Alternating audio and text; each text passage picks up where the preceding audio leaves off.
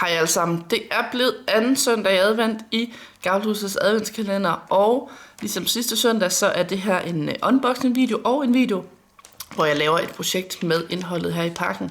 Så følg med. Og det er jo også sådan, at hver søndag ud over de her videoer, så laver Jeanette live ind i Gavlhusets Kreaklub med pakken. Og der bliver selvfølgelig også delt billeder ind i Kreaklubben, og det må I også meget gerne gøre. Så laver I noget med adventskalenderne, så vis os endelig, hvad I har fundet på. Nu skal I se her. Bum bum. Jeg pakker lige ud af det her skinnende cellofan. Sådan der. Og som altid så indeholder pakken 3 ark 12x12 karton, en blok, stempel og dejsæt.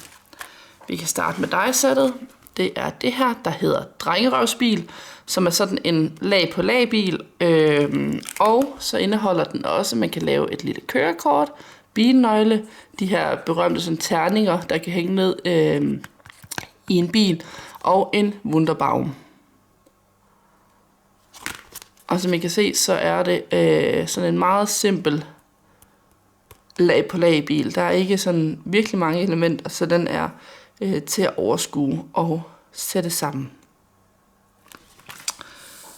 Det var dejsættet. Så er der et stempelsæt med matchende tekster. Dyt bot, du er hot. Tillykke med kortet. Fed bil, fed stil. Og bare giv den gas. Der er en blok, og den hedder Fart over feltet.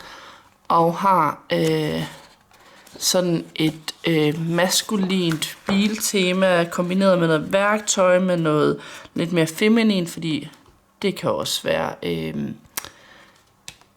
altså ligesom mange kvinder synes, at sådan nogle, jeg skulle til at sige, drengerøvsbiler er ret fede. Så der er både til sådan det lidt mere maskuline og lidt mere feminine. Og så er der jo også det her med i mange sådan mandeværksteder, der er der måske også lidt piger, der hænger rundt omkring. Så der er mulighed for at tænke i begge retninger. Værktøj, de her felter, biler og så videre. Her med lidt mænd også, lidt fartstriber. Sådan lidt horisont look, træstrukturer.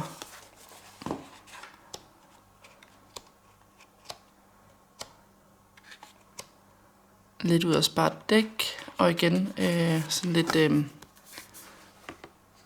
hedder sådan noget, fartstriber hedder det jo ikke, men dækaftryk hedder det selvfølgelig. Så det var blokken, og så er der 3 12x12 ark. Der er denne her, der hedder grunge baggrunde, som jeg tror sådan er en, som rigtig mange vil komme til at elske. Mega nemt at lave et super fedt maskulin kort med de her baggrunde. Og bagsiden har både noget af det lidt mere feminin, og noget af det sådan lidt mere pastelblå, knap så sådan stærkt maskulint, og så sådan lidt mere neutralt. Så man kan lave det lidt til alle genrer. Jeg tænker også særligt til konfirmationer og sådan noget, kunne nogle af de her baggrunde være mega fede. Så er der den her, der hedder abstrakte stjerner, som har sådan en gammel rosa base, der jo passer til de der ligesom lidt mere lyserøde toner. Og der er denne her, der hedder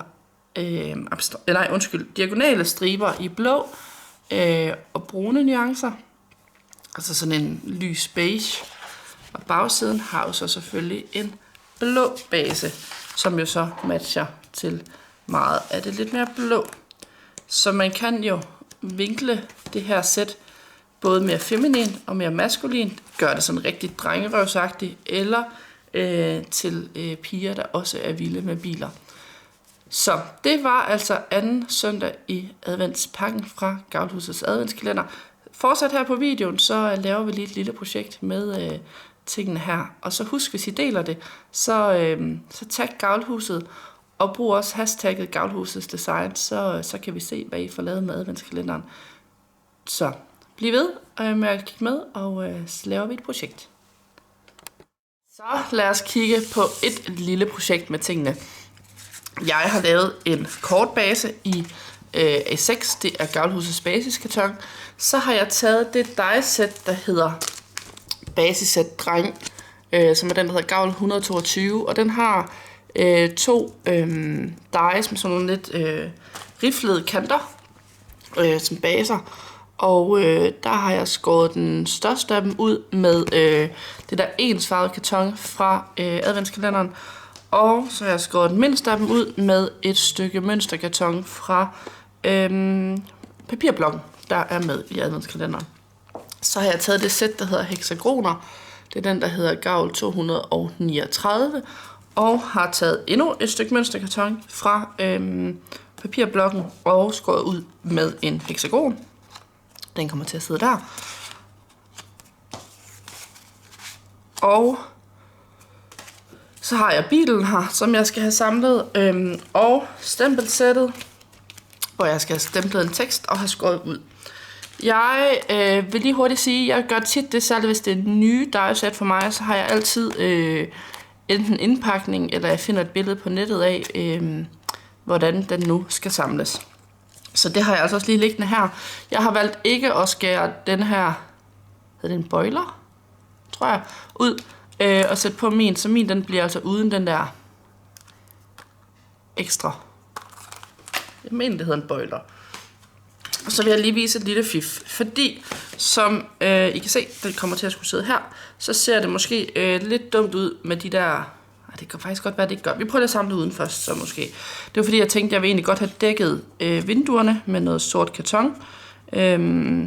Og der kan du gøre det på to måder. Du kan enten skære bilen ud igen i sort karton, og så ligesom lave sådan noget inlaid die cutting, eller du kan lime det hele på et stykke her, og så tage din saks og lige trimme rundt om. Hvilket var egentlig det, jeg havde tænkt, jeg ville gøre. Men det kan faktisk godt være, nu når jeg lige kigger på det, når det er sat på, at det ikke gør så meget, at du kan se igennem. Nu prøver jeg lige at samle bilen, og så kan vi altid tilføje det bagefter, hvis det er. Jeg har skåret den grå herude, det kan være, at jeg skal fortælle det, i noget, den her Smoky Grey Smooth Cardstock fra Paper Favorites. Og så har jeg faktisk brugt denne her, som er en pearl paper. Den er kun 140 gram, den der hedder Water Silver Grey.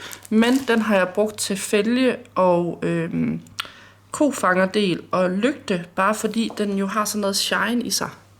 I kan se, det er sådan en shiny, men uden at den sådan er decideret glitter på nogen måde. Så den synes jeg var meget cool at bruge.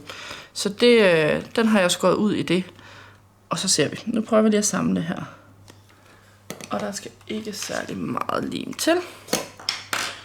Det er hvad jeg skal lige zoome lidt ind, så I bedre kan se det. Og jeg har altså, som sagt, min tegning liggende, eller min indpakning liggende her ved siden af, som guideline, og ellers så lige præcis lygte og den her kofangerdel, det giver næsten sig selv at sætte på. Det er mere lige så jeg får placeret dækkene og så videre rigtigt. Jeg skal lige bruge en pincet.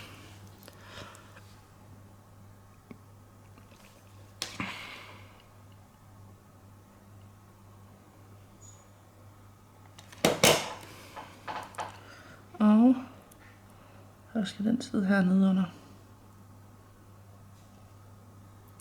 Jeg vurderer lige sådan ud fra indpakningen, hvor langt over den skal. Det er nede i den der stil. Og du lige sætter den en halv eller en hel centimeter. Eller en halv eller en hel millimeter forkert. Det tror jeg ikke, der er nogen, der ser. Men bare sådan, det giver den nogenlunde idé. Så har vi de to bagerste dæk her. Og det var faktisk derfor, jeg beholdt indpakningen her. Fordi de skal ligesom sidde sådan lidt skjult. Jeg putter lige noget lim på toppen. Og så tager jeg min bil. Og så kigger jeg, hvor sidder det her dæk. Og det kan jeg se, det gør det, hvis du følger lygten, så er det sådan, at du lige har en lille smule af den ind over selve dækket. Så det er nok noget i den der stil. Og det er heller ikke fordi, du behøver at være totalt fanatisk med det. Men bare lige her de første gange, så kan jeg godt lide lige at følge nogenlunde, hvad vejledningen tænker. Jeg forsøger lige at sætte det lige. Sådan der. Vi prøver noget af den der stil. Og så har vi endnu et dæk her, der er temmelig skjult. Der er sådan en streg, en markering her, som der passer nogenlunde, kan jeg se, med hvor det skal sidde. Så det er der omkring. Igen forsøger jeg at sætte det nogenlunde lige.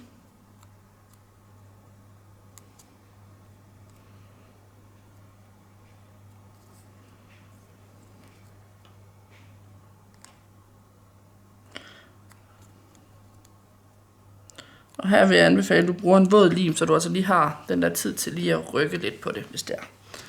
Og så er det de her fælge, der skal på.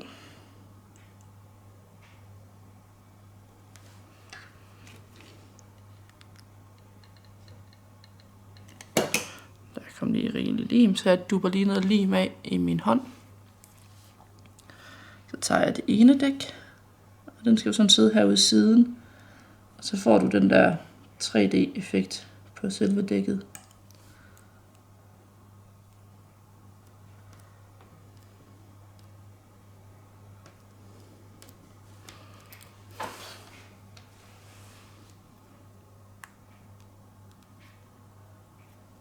Sådan der. Og det andet dæk.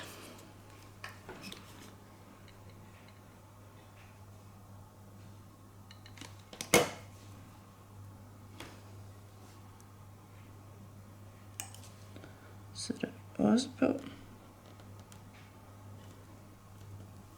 Hov, det var ikke lige hele kameraet. Sorry.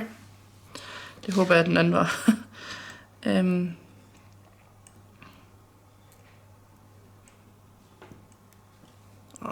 Kom så. Og på det bagerste her, nu sætter vi den her bagerst, der ved jeg, at meget af det bliver dækket. Så der kan jeg godt putte ret meget lim på. Det er lidt anderledes ved det forreste. Så igen, jeg kigger på mit billede. Og forsøger at line det op ud fra det.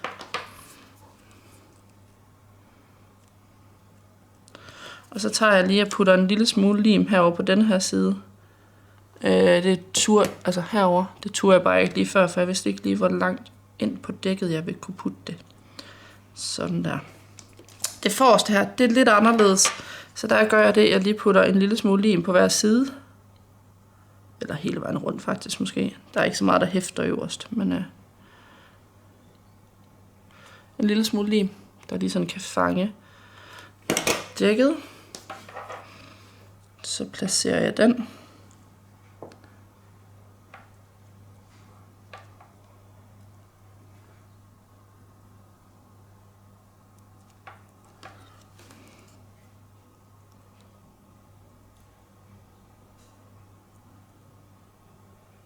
Der. Forsøg lige at sætte den så lige som muligt.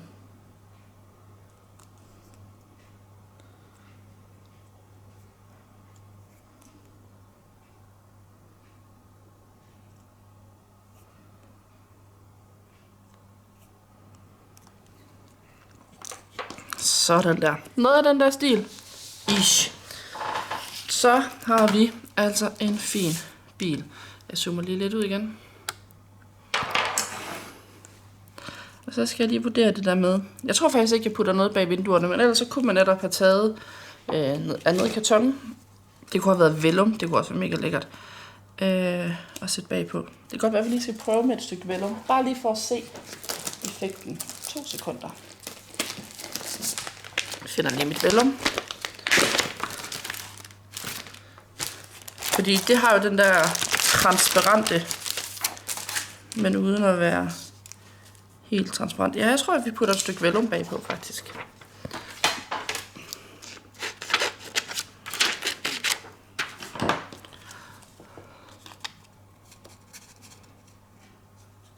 Ja, det gør vi. Så jeg tager min bil her, og putter en lille smule lim hele vejen rundt om de her ruder. Og særligt på den yderste her, den er jo meget, meget tynd, så der sørger jeg for ikke at få for meget, men stadigvæk sikre mig, at der er noget over det hele.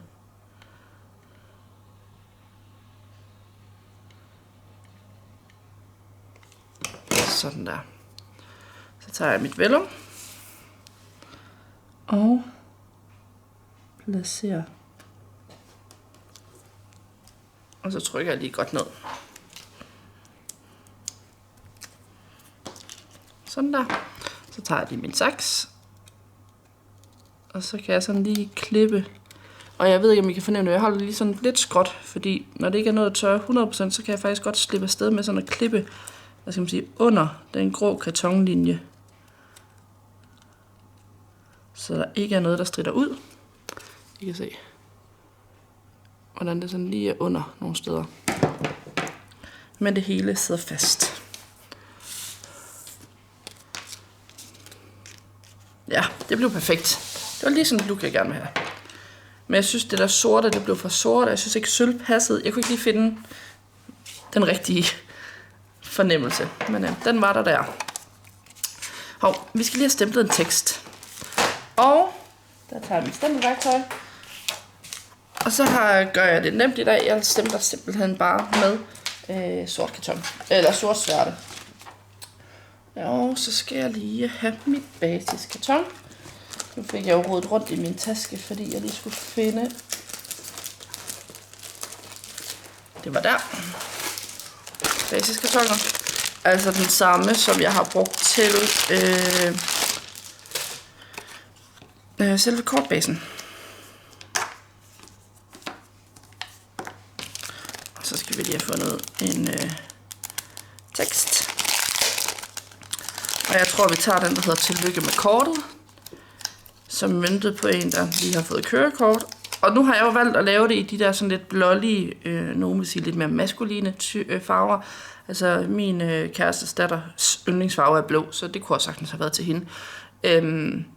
Men det her Tillykke med kortet er jo sådan en tekst, som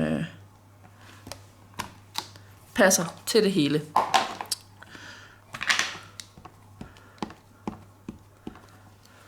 Og uden at det bliver sådan, jeg var ved at sige Brian-spilagtigt. Men det der med, at, og det er også derfor, jeg ikke puttede den der bøjler på bilen, at det kunne godt være sådan lidt mere neutralt. Det betyder ikke at være så drikkerøvsagtigt i udtrykket.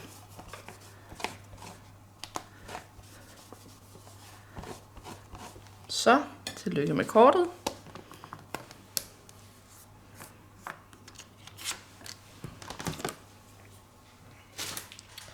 Og du kunne jo også sagtens have skåret en tekst ud. Hvis du ikke vil bruge stempelsættet, så skær en tekst ud, hvor der er tillykke, eller bare fordi, eller du er sej. Eller der findes mange lækre die-cutting-tekster. Nu tager vi det her sæt. Min elskede tekstfelter, Gavl 021, som jeg stadigvæk tror, enten så er det Gavl 001, eller så er det Gavl 021, som er det die-sæt, jeg har brugt allermest. Altså det er brugt tusindvis af gange, det her die-sæt, og det kører bare endnu. Jeg elsker det.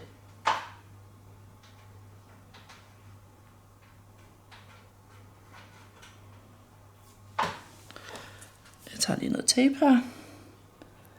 Og forsøger lige, det kan I ikke se, forsøger lige at placere det så lige som muligt.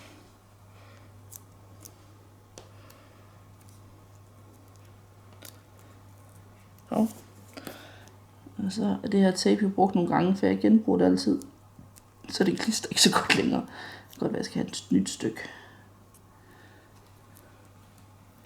Nej, det går vist der. Ellers så må vi stemple om.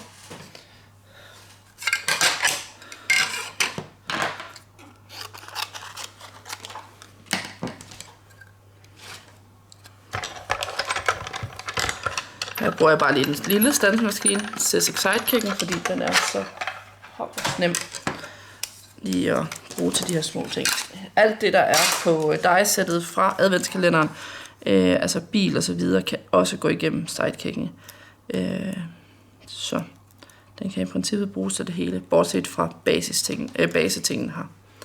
Det kan godt være, nej, jeg tror, den er også lige bred nok hexagonen, men bil og så videre kan sagtens gå igennem. Også kørekort og de der terninger og hvad der nu ellers, Wunderbaum og alt det der. Jeg putter lige et låg på den her lim, sådan af erfaring, at den ikke tørrer ud, eller bliver træls i spidsen, imens den lige ligger.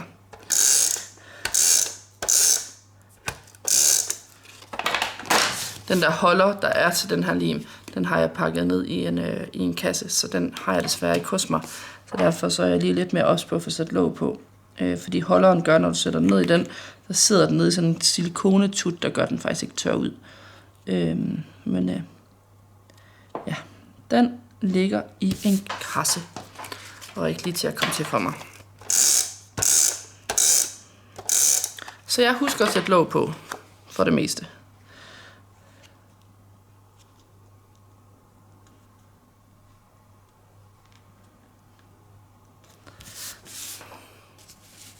Sådan der.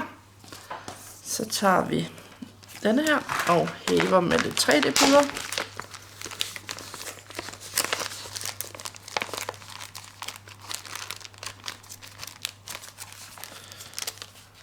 Jeg skal lige have nogle af dem, der er 2 mm tykke. Det var dem der. Jeg har også i 1 mm, og dem kan du også sagtens bruge, men jeg bruger oftest 2.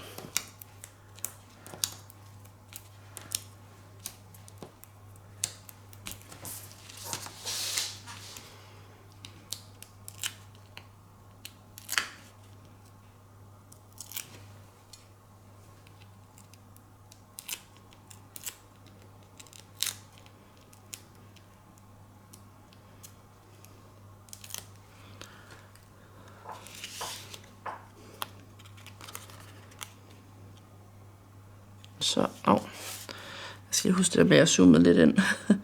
Så placerer vi den der. Cirka i midten. Og der kunne jeg sagtens have sat noget bånd rundt om, eller et eller andet, hvis jeg gerne vil gøre endnu mere ud af det. Bilen skal sidde her. Og så skal jeg lige finde ud af, hvor jeg vil have den her til at sidde.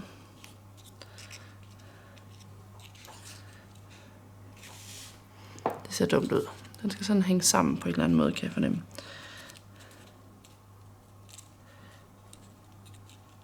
Det kan godt være, den bare kommer. Nej, det ser også dumt ud. Hvis jeg sætter det så langt nede, den faktisk hviler på. Det var bedre. Det gør vi. Og så sætter vi nogle dutter på til sidst.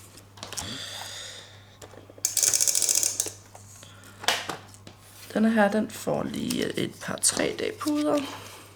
Og det er jo sådan en smal stribe, så der sådan tager jeg lige og klipper nogle tynde striber.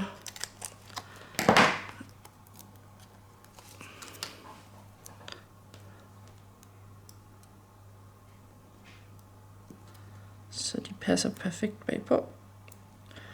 Og det plejer at være, hvis du har de store firkanter her, som jeg havde, så plejer du at skulle klippe dem. Sådan der ligesom er 4 strimler. Så plejer det at passe bag på det smalle her. Den placerer vi hernede. Så højt op som muligt, men stadigvæk så jeg lige har en lille my af et hjørne på hver side, der går ud over kanten. Jeg kan se, der er lige. Og det får lige at bryde den der form. Så det er helt bevidst. Så tager vi bilen her. Og placerer der. Og så tager vi lige nogle dutter og slutter af med.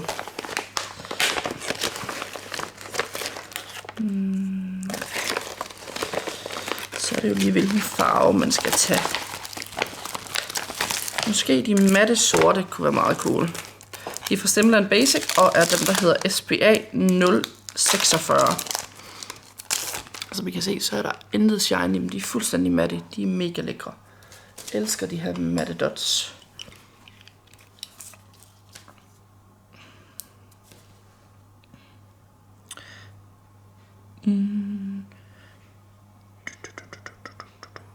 Du kunne jo også godt have valgt at bruge stickles for eksempel, men meget stickles har jo en eller anden form for shimmer i sig, og det var jeg ikke lige interesseret i det her tilfælde, at der lige var. Det skal lige være den der nummer mindre. Så derfor så bruger jeg helt bevidst ikke stickles, men dots, som ikke har noget shine. Sådan der. Bum! Og det der så får lov til at shine en lille bitte smule, det er altså fælge og lygte og så videre. Men det fanger lige lyset, men når du ser den sådan i den her vinkel, så ser du jo ikke det metalliske. Så er det bare sådan en lækker grå tone. Så den har lige lidt, men uden det bliver for meget, synes jeg. Så det var dagens projekt med adventskalenderen 2. søndag i advent. Husk som sagt, brug #Gavlhusets-design, del i Kreaklubben, vis frem, hvad I får lavet med pakken, og så ses vi igen næste søndag. Hej hej!